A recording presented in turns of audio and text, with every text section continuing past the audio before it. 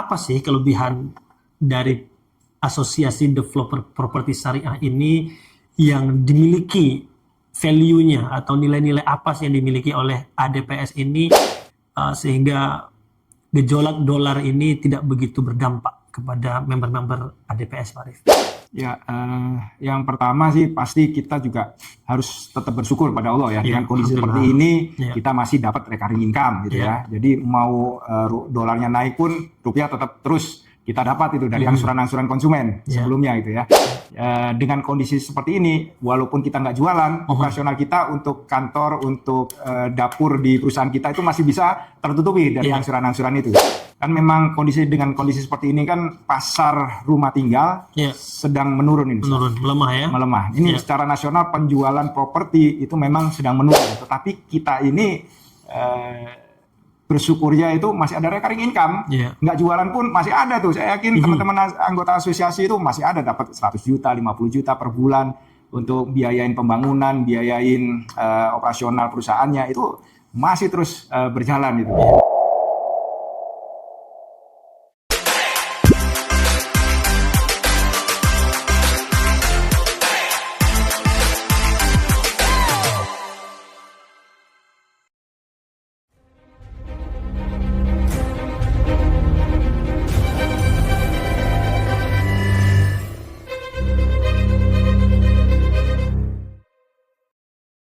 Ini contohnya juga waktu pertumbuhan ekonomi kita kemarin 5,6%. Kabarnya. Yang paling besar itu adalah dari belanjanya APBN, Ustaz.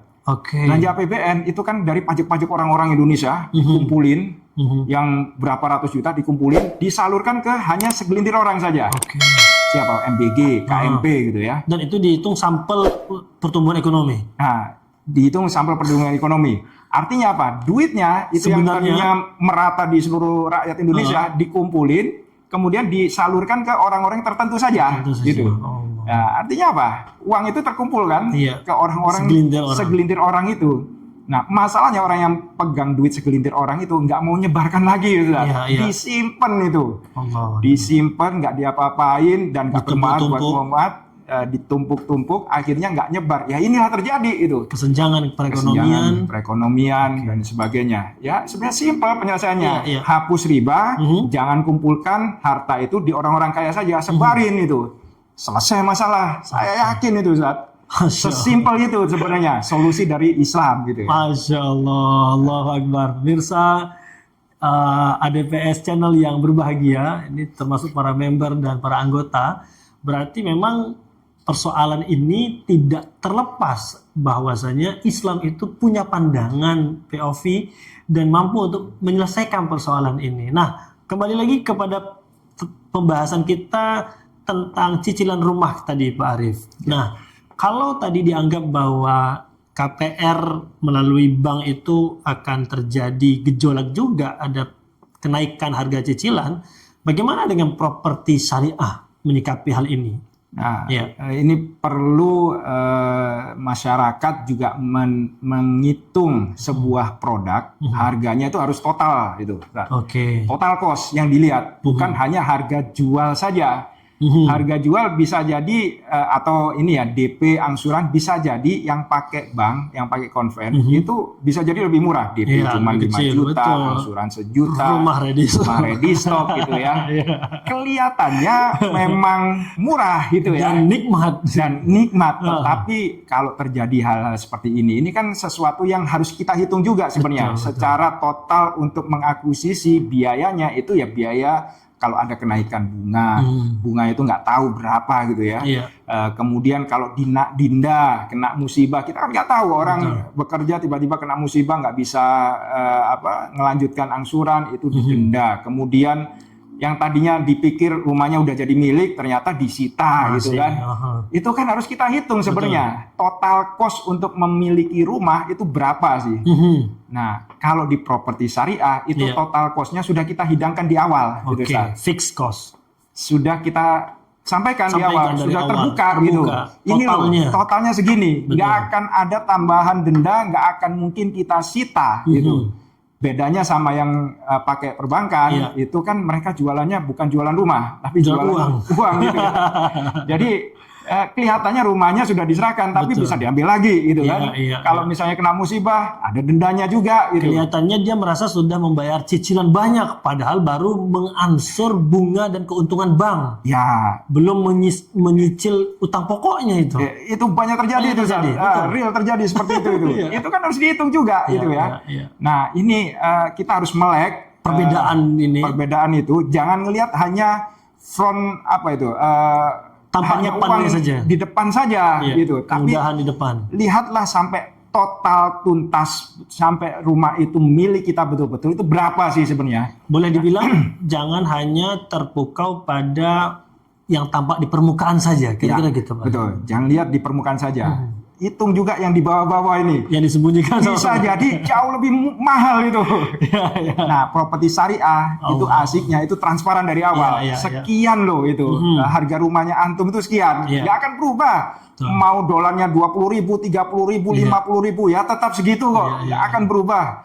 Ada konsumen saya nanya juga itu, ini dengan rupiahnya naik nggak rugi apa properti syariah? Tetap aja. Ya enggak lah, kita jualannya uang barang gitu ya, Betul, bukan jualan betul. uang gitu. Selama ibu punya duit dan nyicil sesuai Iya. dengan nominal ya. Nggak ada masalah Nggak ada kita. masalah. Ini kelebihan dari properti syariah, Ustaz. Oke. Yang mungkin nggak disadarin oleh teman-teman masyarakat di sana yang mau ngambil rumah gitu ya. Jadi ini yang harus kita pahami juga ketika ngambil rumah. Jangan lihat di depannya saja, jangan lihat di permukaannya saja. Lihatlah di total cost-nya dan insya Allah properti syariah itu benar-benar sudah transparan dari awal. Gitu. Boleh saya simpulkan sejenak bahwa ini di antara hikmah dan berkah bagi para user konsumen yang memilih untuk membeli rumah di properti syariah, begitu Pak Arif, kira-kira? Ya, betul. Jadi teman-teman yang sudah ngambil rumah di properti syariah itu mendapatkan ketenangannya sekarang ini. Di saat orang-orang ngambil KPR perbankan itu nggak tenang sekarang tidurnya, dengan kenaikan yang luar biasa, gajinya kan tetap besar. Iya, betul. Gaji tetap, tapi angsurannya naik berlipat-lipat gitu ya. Teman-teman yang sudah ngambil di properti syariah, tenang itu. Jadi mereka nggak ada khawatir rumahnya disita, nggak ada khawatir kalau kena musibah di PHK ternyata dia harus tetap bayar. Enggak, langsung kontak developernya, dicari solusinya, bermusyawarah saja, insya Allah dicarikan solusinya gitu ya. Berarti itu juga pesan ya para pemirsa ADPS Channel bagi yang mau beli rumah ini kan. Apalagi di waktu-waktu sekarang ini ya, atau mungkin bagi kita yang punya saudara yang pengen beli rumah, coba diperhitungkan kembali. Jangan tergoda dengan penampakan di permukaan saja dengan tawaran DP yang ringan, kemudahan transaksi, bahkan rumah ready stock. Tapi kalau dia melewati transaksi ribawi, jangan-jangan itu jebakan yang sangat berbahaya. Gitu kira-kira Pak Arif ya? Betul. Dan ketenangan itu kan sesuatu yang mahal banget itu, Ustaz. Ya kan? Oke. Sekarang bagi developernya Pak Arif, bagaimana nih memandang gejolak dolar terhadap rupiah ini Pak Arif? Nah, itu developernya juga kasihan, Ustaz. Iya. Kalau mereka udah punya pinjaman itu ya, apa nggak tambah senep lagi itu untuk nambahin angsurannya itu sudahlah berat, plus cicilan jualannya itu juga sekarang kan lagi susah jualan rumah. Rumah tinggal sekarang gitu ya. Orang mau pakai KPR bank ditolakin karena BI checking gitu kan. Kemudian dilihat juga apakah dia bekerja di perusahaan yang bonafit atau tidak. Nggak gampang mereka jualan sekarang pakai bank. Unitnya nggak laku-laku, sedangkan hutang dengan bank untuk akuisisi lahan dan KYG-nya terus argonya udah jalan terus. Gitu. Bahkan naik gitu kan, karena kenaikan suku bunga tadi gitu ya. Jadi ya saya berdoa juga semoga teman-teman yang sudah masuk ke sana, ayo coba lihat lagi deh struktur bisnisnya itu ya. Kalau dipaksakan seperti itu, properti itu seharusnya bahan bakarnya itu bukan uangnya bank sebenarnya gitu ya.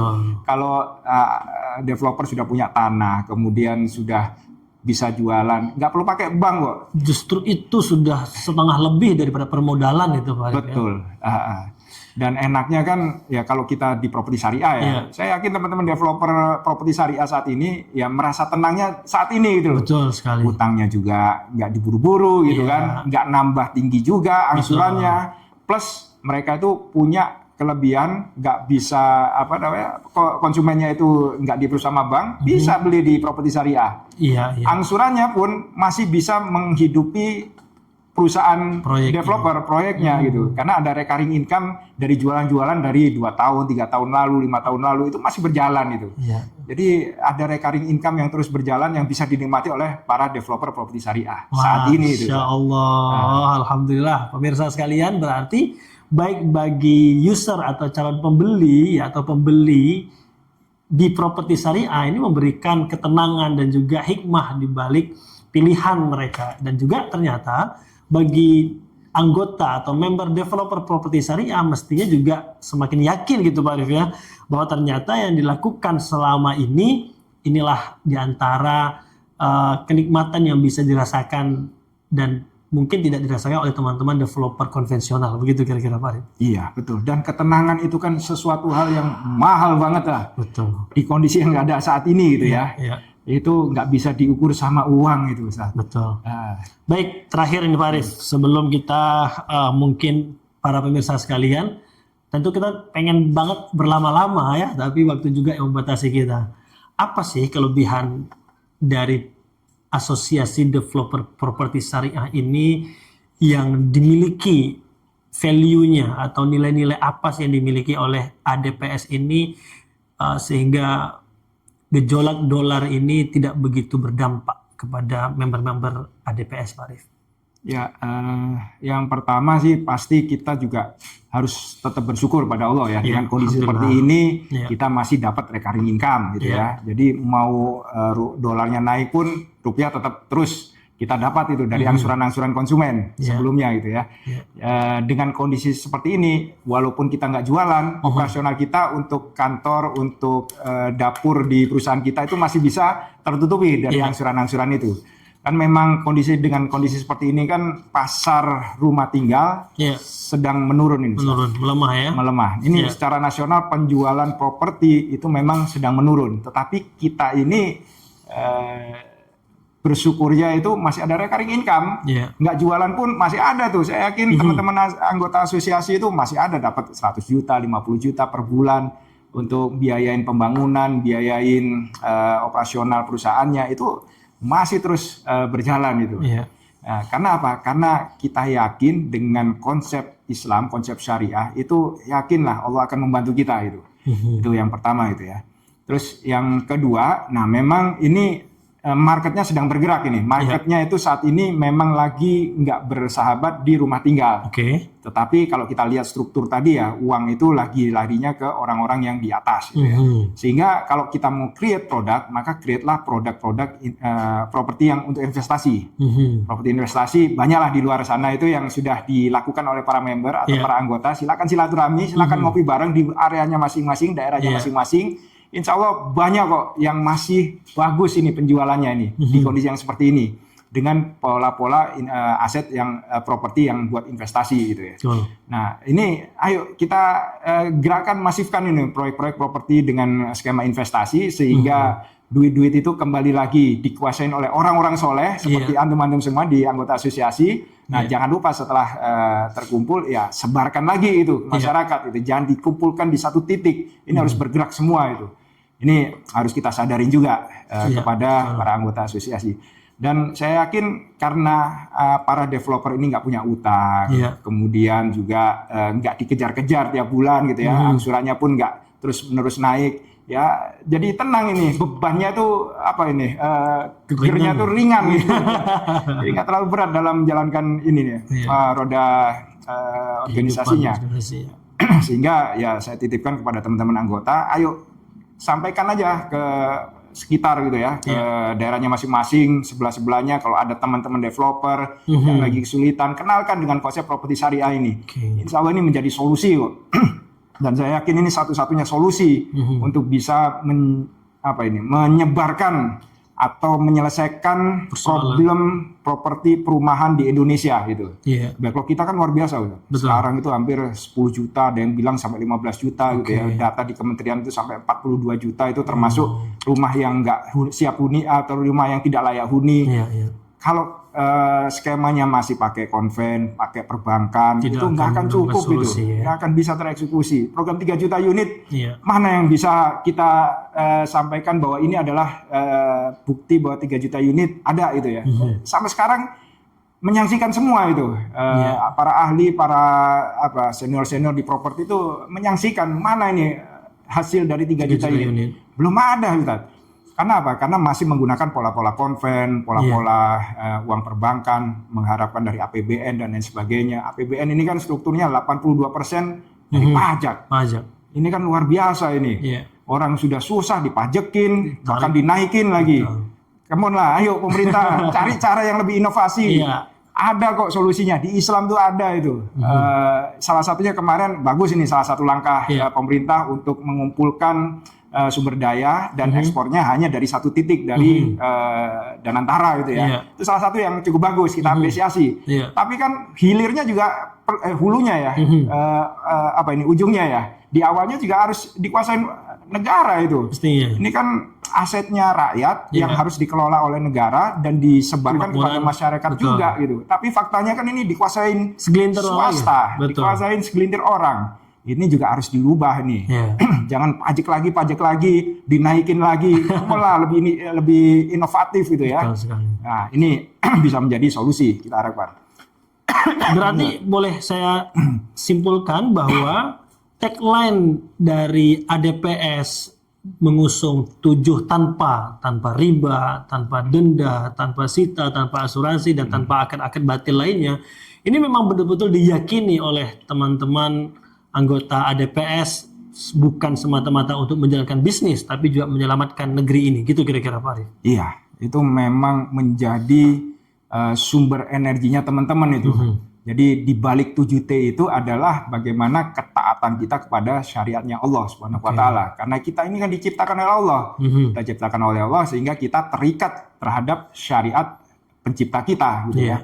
Nah, sehingga 7T itu adalah pengejawentahan atau perwujudan dari aksi untuk menegakkan syariat Islam di properti, gitu, tanpa riba, tanpa bank, tanpa denda, nggak perlulah kita cukup dengan skema langsung ke developer. Itu kan sesuai yang diperintahkan oleh Allah dalam Al-Quran, jual beli langsung, jual beli langsung kepada pemilik barang, kepada pembeli langsung gitu. Nah, jadi ya ini bentuk tanggung jawab kita untuk menegakkan atau menjalankan agama kita dengan sepenuh-penuhnya gitu ya. Dan itu sangat memberi dampak kebaikan bagi bisnis maupun bagi konsep ekonomi yang berjalan di negeri ini. Iya. Begitu. Harusnya seperti itu, kalau diyakini oleh para pemegang kekuasaan saat ini, yang pegang stempel, yang pegang tanda tangan untuk menjalankan polisi-polisi di negara ini. Kalau ini dijalankan, ini jauh lebih baik ini negara ini. Hanya saja ya saat ini itu masih belum dipercaya semuanya gitu ya. Hanya segelintir orang saja ya, kita ini. Atau mungkin karena memang belum sampai kepada para pejabat dan penguasa kita. Maka pemirsa sekalian, kalau ada nomor WA Pak Prabowo atau Teddy gitu, bisa nge-share link podcast ini ya, biar sampai. Betul. Pak Prabowo, Pak Gibran juga ya. Pak Gibran juga. Sama Pak Teddy ya. Boleh kita sampaikan ya. Bahwasanya negeri ini bisa selamat, bisa rakyatnya aman, tidak bergejolak, apalagi lemah terhadap dolar, dengan menghilangkan riba dan juga tidak menumpuk harta pada segelintir orang, dan tentunya menjalankan ekonomi ini sesuai syariat Islam, gitu Pak Arif ya. Betul. Dan jangan lupa juga bagi para pemegang kekuasaan saat ini, itu juga pada satu saat akan diambil nyawanya itu. Allahu Akbar. Dan itu ada hisapnya juga. Kalau nggak sesuai syariat itu ya. Kita ini kan semuanya diciptakan oleh Allah, semua diciptakan gini, makhluk yang diciptakan oleh pencipta gitu ya. Artinya mau kita presiden, mau kita rakyat sama itu. Betul. Pasti kita akan dihisap terhadap apa yang menjadi tanggung jawab kita. Sehingga bagi penguasa, bagi pemerintah yang saat ini memegang tampuk kekuasaan, itu juga harus paham juga, harus tahu juga, harus kita ingatkan juga itu. Jangan sampai nanti ketika di yaumul akhir dihisap, kita nggak mengingatkan, nanti kita juga ditarik-tarik juga itu.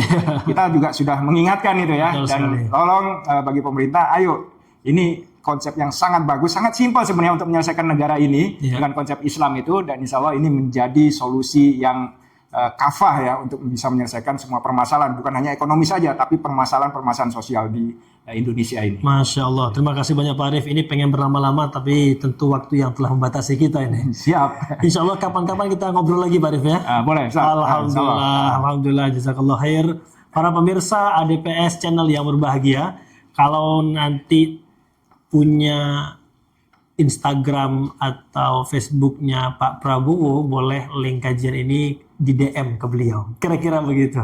Dan insya Allah kita akan membahas terus terkait bisnis, ekonomi, dan properti syariah di channel kita yang istimewa ini. Maka sekali lagi silakan like, subscribe, dan share kepada sahabat-sahabat yang lain. Dan bila mana ada manfaatnya, mudah-mudahan menjadi kebaikan bagi kita di dunia dan di akhirat. Amin ya rabbal alamin. Kita tutup dengan doa kafaratul majlis. Subhanakallahumma wa bihamdika asyhadu an la ilaha illa anta astaghfiruka wa atubu ilaik. Pak Arif, sekali lagi terima kasih banyak. Sama-sama. Para pemirsa sekalian, mewakili kru yang bertugas, saya mohon maaf, undur diri, dan mudah-mudahan berjumpa kembali. Assalamualaikum warahmatullahi wabarakatuh. Waalaikumsalam warahmatullahi wabarakatuh.